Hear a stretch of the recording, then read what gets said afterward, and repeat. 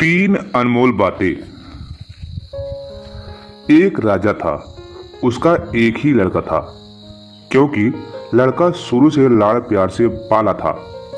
इसी कारण वह आगे चलकर आलसी हो गया था। जब राजा की मृत्यु होने लगी तो अपने इकलौते पुत्र को बुलाकर कहा, बेटा, मैं तो मृत्यु शैया पर पड़ा हूं, किंतु तुम्हें एक बात का ध्यान रखना है। प्रजा को कभी सताना नहीं, उसे हर वक्त सुखी संपन्न रखना। एक बात ये भी जान लो कि तुम्हारी मृत्यु सांप के काटने से लिखी है। यह कहकर राजा मर गया। अपने पिता के मरने के बाद राजकुमार घबराया हुआ सा रहने लगा। एक दिन उसके मन में ये बात आई कि कहीं जंगल में जाकर तपस्या की जाए। राजकुमार सारा राजपाट त्याग कर जंगल की ओर निकल गया। उसे जंगल में एक महात्मा मिले। राजकुमार उनका शिष्य बनना चाहता था, किंतु महात्मा जी ने उसे शिष्य बनाने से इनकार कर दिया। तब तक वहीं कुटिया बनाकर तपस्या करने लगा। उसकी तपस्या से महात्मा जी बहुत प्रभावित हुए। एक दिन महात्मा जी ने कहा, तुम राजकुमार हो, अपने घर लौट जाओ और राजपाट करो। महाराज, मैं घर वापस नहीं लौटूंगा।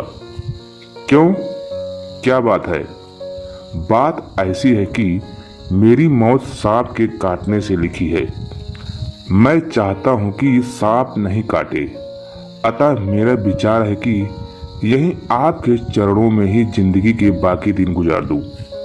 राजकुमार, यह तुम्हारी भूल है। जो तुम्हारे भाग्य में लिखा है वही होगा, उसे कोई टालने वाला नहीं। जाओ, घर वापस लौट जाओ। महाराज, मुझे कुछ उपदेश देने की कृपा कीजिए। मेरी तीन बातों को ध्यान रखना। मनुष्य को सुबह उठकर टहलना चाहिए, इससे लक्ष्मी आती है। दूसरी बात, घर आए अतिथि को सत्कार करना चाहिए। और तीसरी बात, पहला गुस्सा पी जाना चाहिए। और इस प्रकार तीन बातों का उपदेश लेकर राजकुमार अपने राज्य में वापस आ गया। अब प्रतिदिन का नियम था कि वह प्रातःकाल सैर करता था। एक दिन जब वह सैर करने गया तो उसे रास्ते में एक औरत रोती हुई मिली। उसने उस औरत के पास जाकर पूछा, तुम कौन हो? औरत ने बोली, मैं लक्ष्मी हूँ। आखिर तुम ऐसे रास्ते में क्यों रो रही हो? रो इसलिए रही हूँ कि राज्य के राजकुमार में पीड़ित आने वाली है, फिर मैं कहाँ जाऊंगी? तुम मेरे घर चलो, तुम्हारी हिफाजत की जाएगी। ठीक है, तुम चलो, मैं आती हूँ। और फिर राजकुमार घर वापस आ गया। घर आकर उसने बहुत धन खर्च करके अतिथियों के लिए महल बनवाया। महल में खाने पीने का सारा सामान रखवाया। उसके बाद उसने हर कर्मचारी को बुलाकर कहा, घर पर आए किसी भी मेहमान का अनादर नहीं होना चाहिए, उसकी सेवा का पूरा ध्यान रखा जाए। और फिर कुछ दिनों बाद राजा की लड़की राजकुमार का भेष बनाकर रानी के आगे खड़ी हो गई।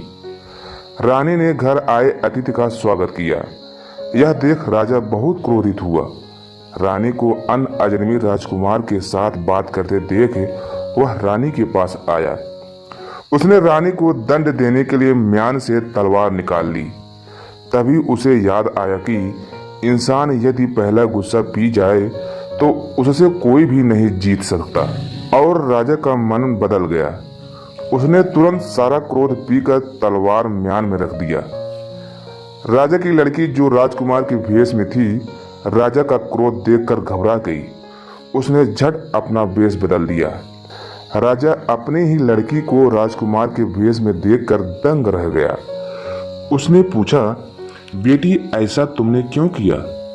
यदि मैंने तलवार चला दी होती तो आज मुझे अपनी ही संतान से हाथ धोना पड़ता।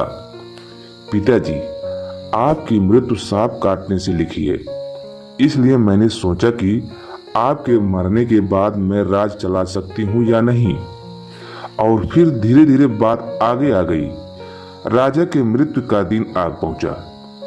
वह उसके लिए तैयार था कि सांप आए और उसे काट खाए। समय बिल्कुल नजदीक आ गया। राजा सिंहासन से पैर नीचे कर मस्ती में हिला रहा था। सांप झूमता हुआ आया और राजा ने कहा, भाई आज तुम मुझे डसने आए हो तो डसो। नहीं, मैं अब तुम्हें नहीं डसूंगा। क्यों? इसलिए कि इस राज्य में मुझे खाने पीने को बहुत मिला है।